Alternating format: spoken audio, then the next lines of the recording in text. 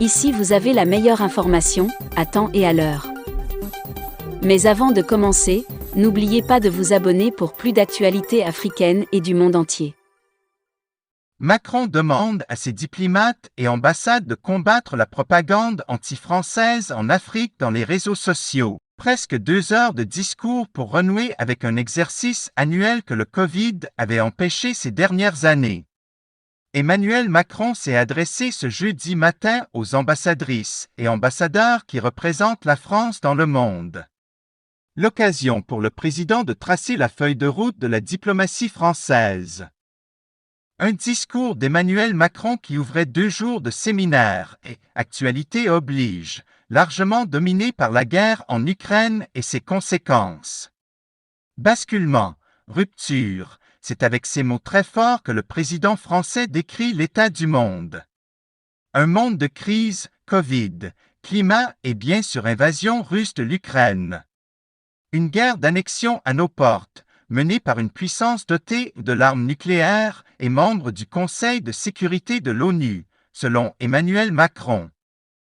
Une guerre d'annexion à nos portes, menée par une puissance dotée, membre permanent du Conseil de sécurité, adossée à une guerre hybride déployée à l'échelle mondiale, et une déconstruction historique des cadres qui permettaient de réguler la mondialisation et les relations entre nations.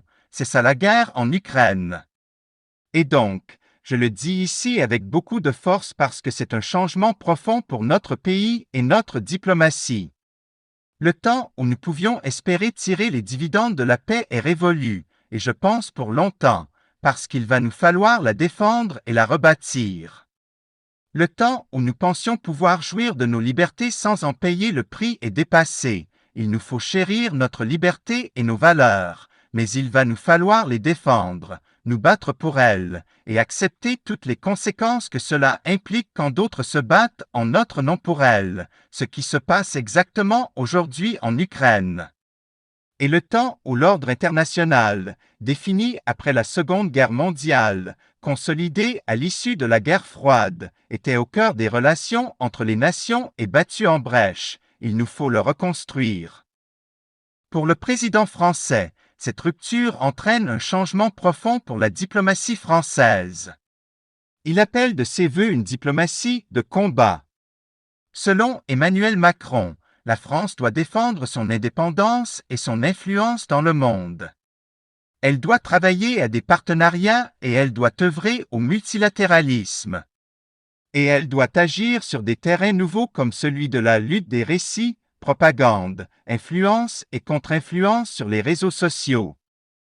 Des diplomates plus réactifs sur les réseaux sociaux. Le chef de l'État a ainsi appelé à assumer une stratégie d'influence et de rayonnement de la France, a exhorté à mieux utiliser le réseau France Média Monde, qui est absolument clé, qui doit être une force pour nous.